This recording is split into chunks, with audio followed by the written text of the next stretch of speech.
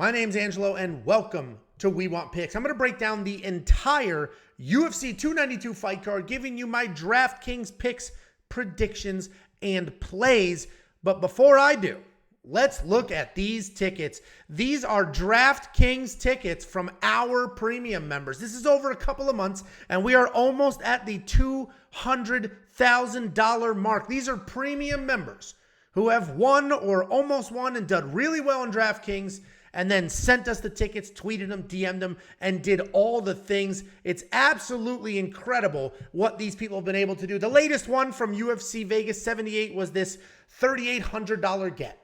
And that's what I love seeing. We have a whole bunch of $1,000, $2,000, $500, $300, $10,000. We have a $12,000, a $78,000. We have a $50,000, a $29,000. I absolutely love all of it because this is telling me that our premium members are doing well.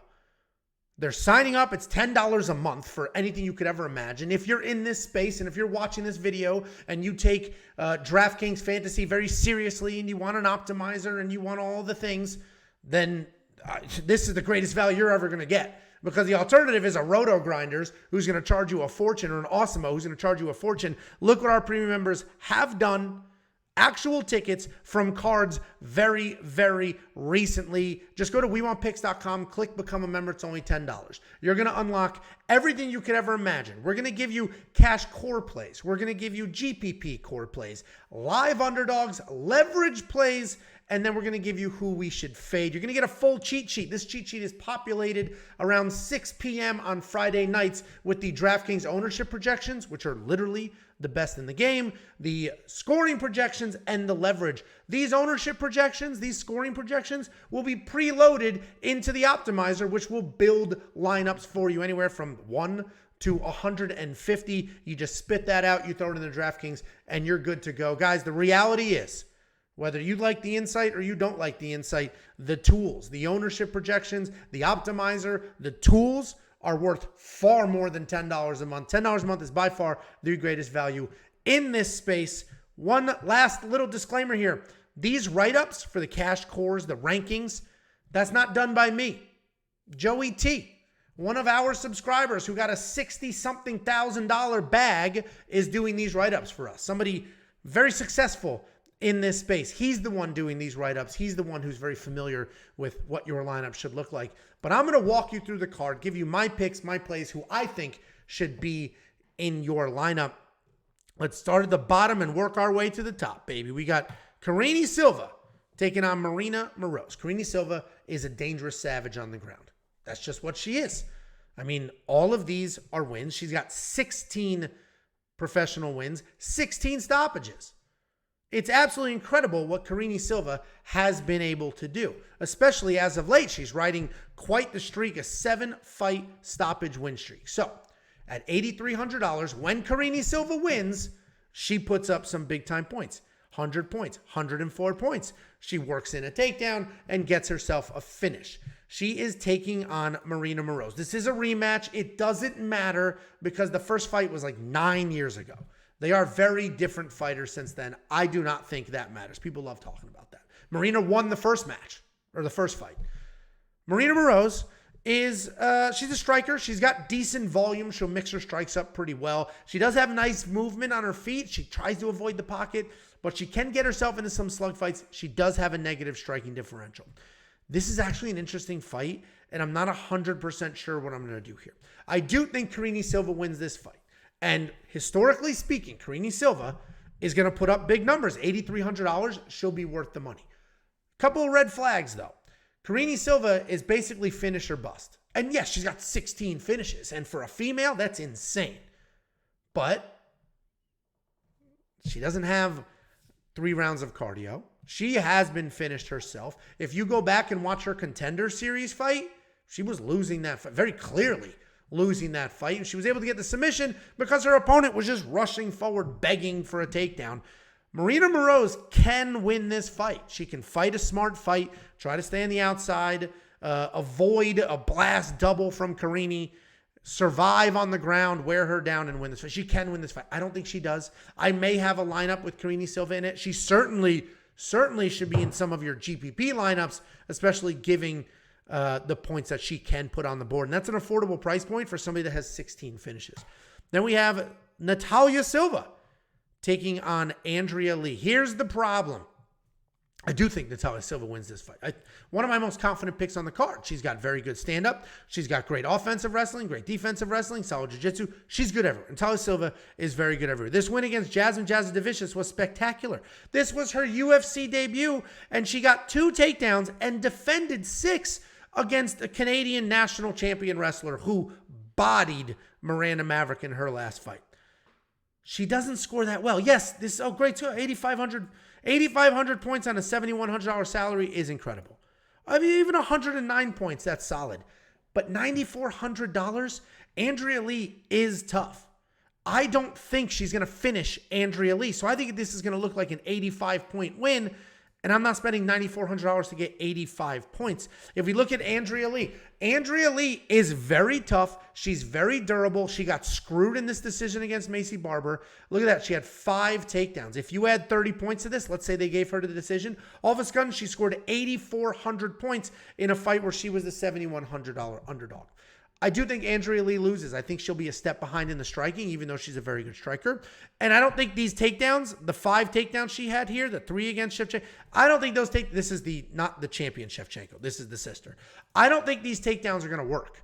Natalia Silva defended Jasmine's takedowns. She's going to defend Andrea Lee's takedowns. So Natalia Silva should win this fight. I'm very confident in her to get it done, but I'm not spending that money in DraftKings Fantasy for my lineup. Gerald this is a weird bout order that they have on the DraftKings here, but Gerald Meerschaert taking on Andre Petroski.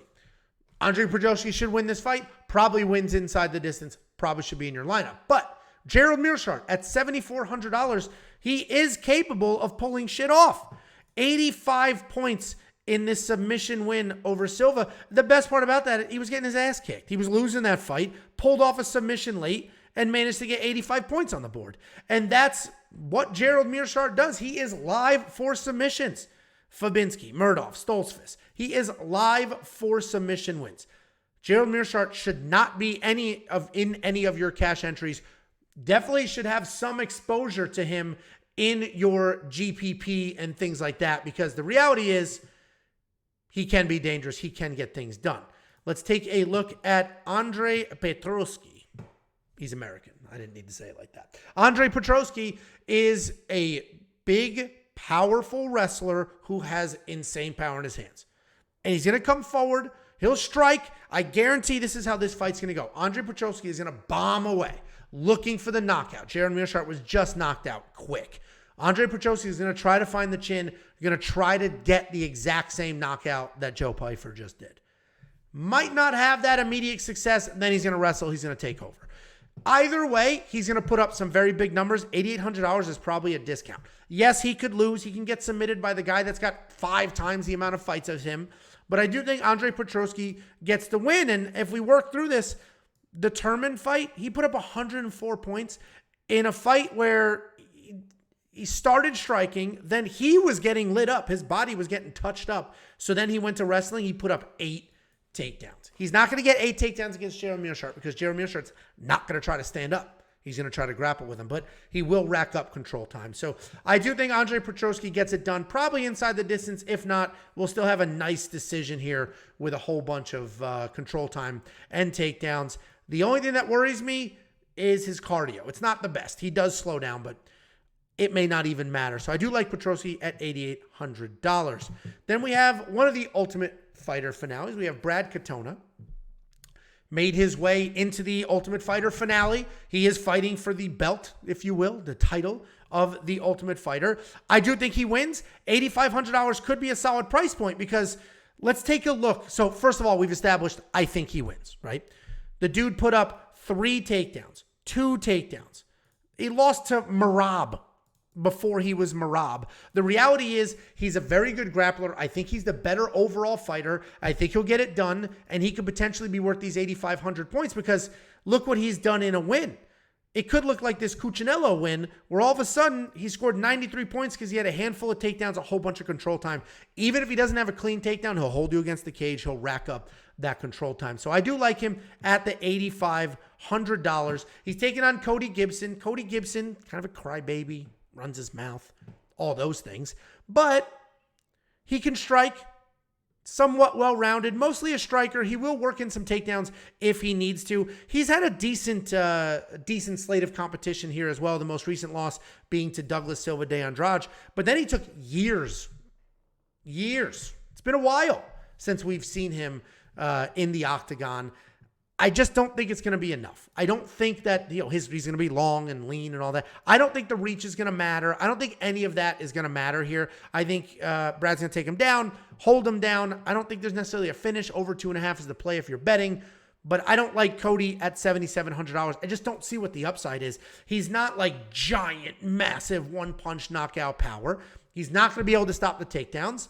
He's already trying to get in Brad's head and be like, oh, you're just going to hug me and hold on to me, thinking that he's going to change his game plan because he tried to shame him. So Cody Gibson not going to be in the lineups. Then we have Austin Hubbard. This is the other Ultimate Fighter finale. We got Austin Hubbard taking on Kurt Holobaugh. I get why people think Austin Hubbard wins this fight, and $8,400 is a decent price point if you think he wins, because it could look like this Vince Pichel fight. Just add 30 for the win, and all of a sudden, the dude's putting up 78, 80 points, something like that. He had 4 takedowns in this fight. The problem with Austin Hubbard, yes, he's a well-rounded guy. He is gritty, pretty decent everywhere. He's got himself a good chin. He's got good takedowns, solid get-up game if he's taken down. The problem outside of that is he's not very dangerous. He's not a dangerous guy. He's not, unless he's able to really catch you or get you in a very compromised position. For the most part, he's just a tough guy. He's going to keep grinding, going to keep being gritty, going to keep coming forward. I get why he's the favorite. I get why people think he's going to win, because he is the more well-rounded guy, and he does have takedowns. And that's important because Kurt Holobaugh doesn't really have takedowns, right? You're going to see some in the score here, or in the box here, but the reality is he's a striker. He's got incredible combinations. You're going to see a lot of L's. And you hate to see it. You hate to see it. 5 losses. Then he did beat my buddy Matt Bissett. That was overturned because of a USADA issue. Not drugs, but he did take an IV. The reality is, I think Kurt Holobaugh can pull this off. You're going to need some underdogs in this very favorite heavy card, because I think Kurt Holobaugh is going to come forward. He throws 5, 6, 7, 8 punch combinations. He's got a good, nice wide stance. He's got clean striking with those combinations. He doesn't really let up. The only concern is, can he get taken down? Can he be held down? The reality is, yes, that is possible. I do think he's going to win. I don't know if I'm going to put him in my lineup, because $7,800 isn't a massive discount. And Austin Hubbard has a chin. So I'm probably going to fade this fight on both sides for my DraftKings lineup. But I do think Kurt is one of the better underdogs on this card. Then we have Gregory Rodrigues taking on Denis Tiuliulin. Here's the thing. Denis Rodrigues was just flatlined unconscious on the cage floor a few months ago. And that's not the first time he's been like that. He has been flatlined unconscious in previous fights as well. My issue, if you will, with Gregory is he's a very, very accomplished grappler.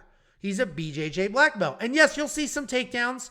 None in his last fight because he was knocked out immediately. He took down Chidi Njokuani after his face was split open like alien was going to come out of it. No takedowns against Marquez, but he finished him in the first. He did take down Petroski a few times. And that's what's so complicated here, because if I knew for a fact Gregory Rodrigues was going to work in takedowns, boom, $9,500 worth it all day, every day, period, end of story. And I might shoot my shot with that $9,500, because he has been doing some interviews recently, and you can tell he feels sort of the shame of being knocked out. And he's been saying, I can't forget where I came from. I am a grappling fighter, and I need to get back to my roots. So with that in mind, if he is the guy that's going to come out there and shoot takedowns, if he's the guy that's going to come out there and grapple, he should be in your lineup all day, every day, because he is fighting Denis Tiuliulin. Denis Tiuliulin is a very good striker with very real power who will make a fight ugly. He could flatline Gregory Rodrigues whenever he wants to. The problem is, while his takedown defense is actually okay, he has on the ground, he's clueless. He's clueless. It's embarrassing how little he knows on the floor, on the mat, on the canvas. So if you trust Gregory Rodrigues to come forward, get a takedown, he should absolutely be in your lineup. I didn't trust him. I wasn't going to put him in my lineup, but given these recent interviews, I mean, it takes a lot of self-awareness to say out loud, I need to grapple again. I fell in love with my striking. I have to remember who I am. I'm a grappler. I'm going to come out there and I'm going to grapple. He literally said that's what he's going to do. Take him at his word. $9,500 potentially should be in your lineup. If not, he could get flatlined by Tiuliulin. Then we got Brad Tavares taking on Chris Weidman. This is an interesting fight. Brad Tavares at $9,000, full fade all day, every day. Brad Tavares should not be in your lineup, okay? Look at this. Carlos Jr. beat his ass, 56 points.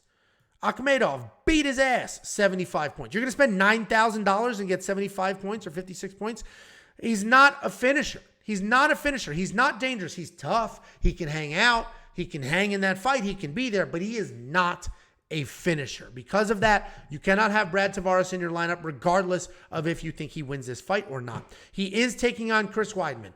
Anybody new here? Chris Weidman is the former middleweight champion. He's 39. His best days are behind him. But he was a D1 wrestler at Hofstra. Very technical striker. Decent power. Very good jiu-jitsu. He's at that Serra Longo camp. He was their first champion outside of Matt Serra, but he doesn't count because he's the coach and the founder. Chris Weidman's very, very good. If he wasn't 39 years old and if his leg wasn't snapped in half 2 years ago, I'd be all over Chris Weidman here. Chris Weidman is the better fighter. He's the better fighter in this matchup without question. Without question, he's the better fighter in this matchup. The problem is now, what's a 39-year-old fighter 2 years removed from his leg being in two separate pieces going to look like? The good news is his opponent is not dangerous. So we don't have to worry about a knockout like Dominic Reyes or Jacare Souza. We don't have to worry about that. We don't have to worry about Chris Weidman's chin.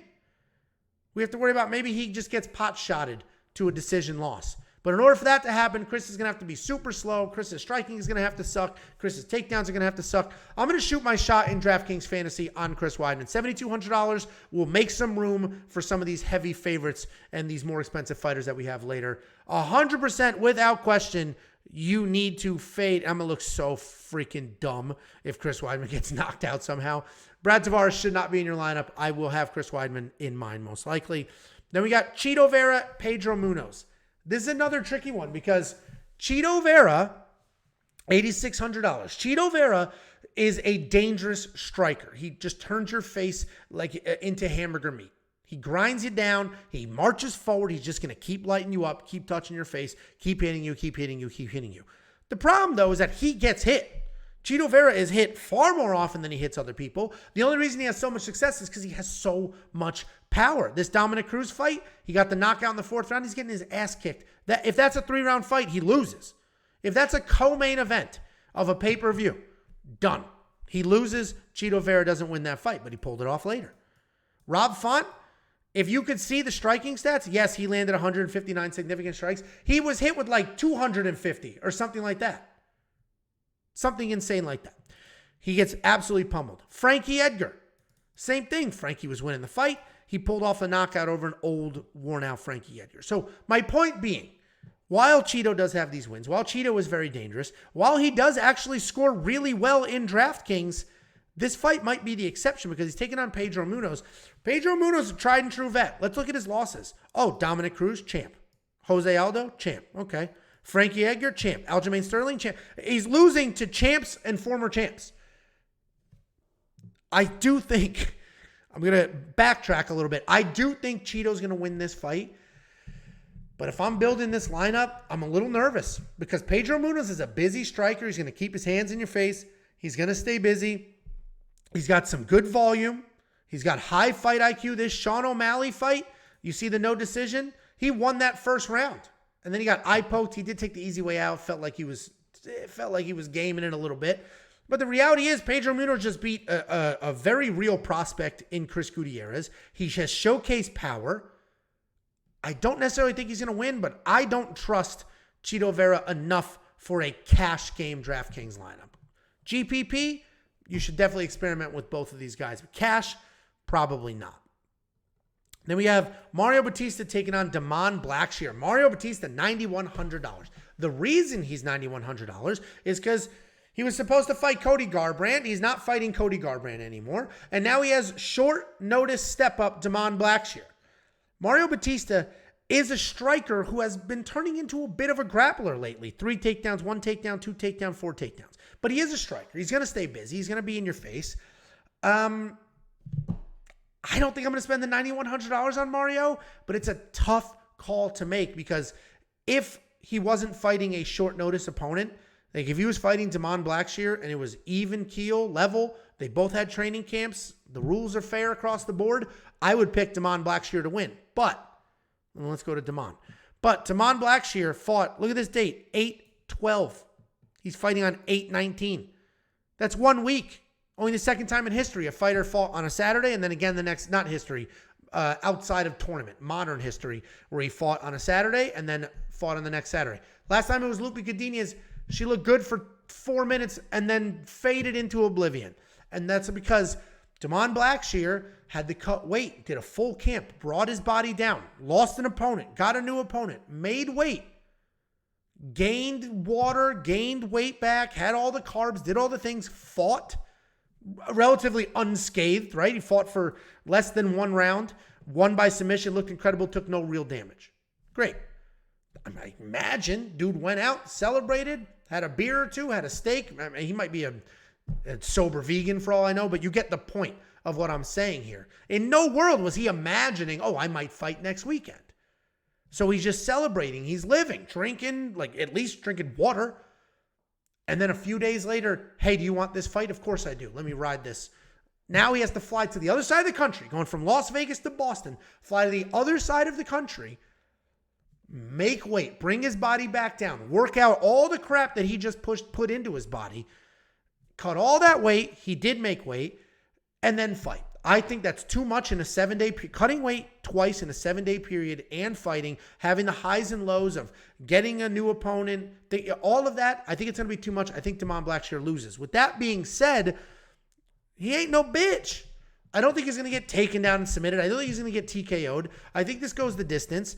I may have Damon Blackshear in my lineup at $7,200. I think there's more upside on him than there is on Mario Bautista. $7,100 for a guy. Look what he did in this loss. Put up 42 points in a loss against Farid Bajarat. 42 points in a loss, and he was the same price point. So I probably will have Damon Blackshear as an underdog in a lineup. Then we have the featured fight. Ian Garry taking on Neil Magny. I am going to shoot my shot with Ian Garry. I am going to do it. Because the reality is, even in decisions, Ian Garry can score well. Look at his Gabe Green win. 95 points. I would want more. I'm hoping for a finish, right? I'm hoping for the hundreds, as he's done many times in the past. My only concern, I wish he was a little more affordable. My only concern is that Neil Magny, his opponent, is tough. Ian Garry, phenomenal. Laser, pinpoint accuracy striker. He's fast. He's long. He can do all the things. Can he defend a takedown? We're probably going to find out in this fight. Neil Magny's a durable guy. He's not the type of guy you just hit him once or twice and then boom, he's done. We're not going to find too many TKO losses in this record. Okay, Ponzinibbio in 2018. It was the last time, right? His most recent losses are to Gilbert Burns, taken down and submitted, and then Rachmanov, taken down and submitted. Neil Magny is stepping up on short notice, probably a week and a half, something like that. It's not the Damon Blackshear fight I just broke down. He is stepping up on short notice. I do think he loses. For a GPP, for a large tournament, have a lineup or two with Neil Magny, $6,600. And let's say he does pull something off like he did against Philip Rowe. All of a sudden, you got 66 points out of it.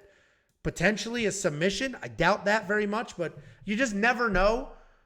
And Neil Magny, if he wants to come out and fight the fight like he did against Daniel Rodrigues and get 5 takedowns and get the control time, he could score well. I don't think that's going to happen. I am going to spend the money. I'm going to have a couple of big underdogs like the Chris Weidmans of the world. And then I'll spend some of that money on Ian Garry. Co-main event. Weili Zhang or Zhang Weili taking on Amanda Lemos. Weili at $9,200. I'm probably going to spend that money. Because the reality is, I do think she wins this fight. She's probably the most well-rounded fighter in the division, and she does really well. This Rose fight, she scored 81 points in a loss. Give her another 30 points. She scores 111. I think she absolutely can win this fight. I think she will win this fight. I think she'll get takedowns. I think she'll do all the things. I'm going to spend the $9,200 on Weili. But if we take a look at Amanda Lemos, I think Amanda Lemos is the second best fighter in this division. $7,000 price tag is probably a bit disrespectful considering how dangerous she is. She subbed Michelle Waterson in the second round at guillotine. She just absolutely smoked Maryna Rodrigues there. She beat the shit out of, this is Canelo. This is Montserrat Ruiz. Absolutely smoked her through 7 punches, knocked her out, 128 points, got the quick win bonus. I don't see this happening, even though we do know that Weili can be knocked out. Amanda Lemos is very dangerous. She's good everywhere. She's all the things. I just think Weili is that much better. That Weili could go down as the best that division has ever had. Obviously, she has the 2 losses to Rose, but one was a fluke and the other one was a bad decision. So I'm going to spend the money on Weili. Then we have the main event of the evening. This is a pick your side fight. The pricing is not a pick your side fight, but this is a pick your side fight because Aljamain Sterling, as we all know, is going to want to come forward, get the takedown, control. He wants to submit, but the reality is Aljamain Sterling is not submitting people left and right. The narrative that he's this wild submission guy, 1, 2, look at all these fights, 3, 4. 4 submission wins in his entire UFC career. And let's just not discredit Sean O'Malley's submission defense. So point being, Aljamain Sterling wants to come forward, wants to get takedowns. He took down Olympic gold medalist Henry Cejudo 4 times. You're going to see he took down TJ Dillashaw 5 times. TJ Dillashaw literally had one arm. Literally had one arm in that fight. So yes, he took him down 5 times. The fact that TJ got up 4 times with one arm is what was impressive. He took down Piotr twice in that rematch. So yes, he does get his takedowns. Jacob wants to shame him. Jacob wants to, he has an 11% takedown accuracy. He's 8 for 90 or some bullshit like that.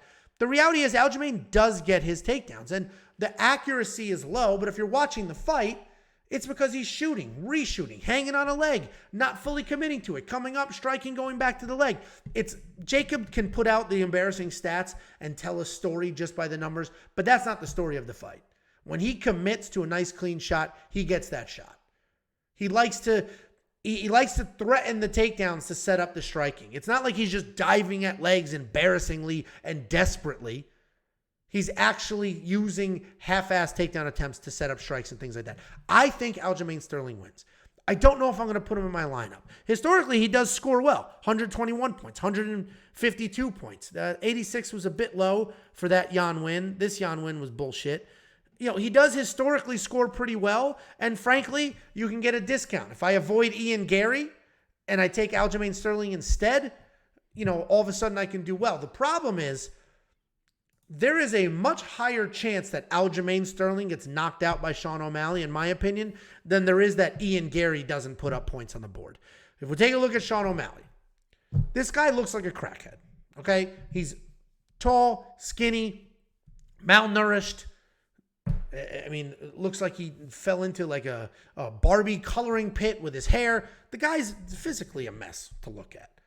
But he is very, very good. He's got laser pinpoint accurate striking, incredibly fast. We've seen his toughness. Everybody wanted to call him, me included, wanted to call him a coward with this Chito Vera loss, right? Chito lit up his ankles. Oh, I can't walk anymore. We thought he quit, right? It just looked like he quit. And then he had a couple of easy wins. And it's like, he hasn't really proved how tough he is. And then all of a sudden, this Piotr Jan fight, I mean, the guts, the grit. Sean O'Malley, I think he lost that fight, first of all. But he showed us that he is tough as shit. He's not a guy you can just punch once or twice and then he's done. He's not a guy that you can bully and he'll quit on himself. He is tough. We saw that in the Jan fight. The reality is he started to fade in that Jan fight halfway through the second round. This is a 5-round fight. I do think he probably goes all 5 rounds. If you are Jacob and you're on the Sean O'Malley side, I mean, when he wins, he puts up some very real numbers. This is 65 points in a questionable decision over 3 rounds. Add 2 more rounds to it. All of a sudden, you're in the 100-point range, 90, 100-point range, and you only spend $7,300. If you're on the Sean O'Malley side, do it. Done. Spend the money. Personally, I'm on the Aljamain Sterling side. I'm either going to have him or Ian Gary in my lineup And we'll see what manipulation I can do. Guys, become a premium member. It's freaking $10 a month. Look what these premium members have done. These are tickets from premium members. We're almost at, we will have, my next video will be well over $200,000 in DraftKings winnings because I'm positive our premium member community is going to do well and then send us the tickets. Thanks, guys. Look what I did with the tools. Look what I did with the insight. Look what I did with the breakdown by contest type, with the cheat sheet, with the ranking by salary, with the optimizer. We want picks.com. Click become a member. It is only $10 a month.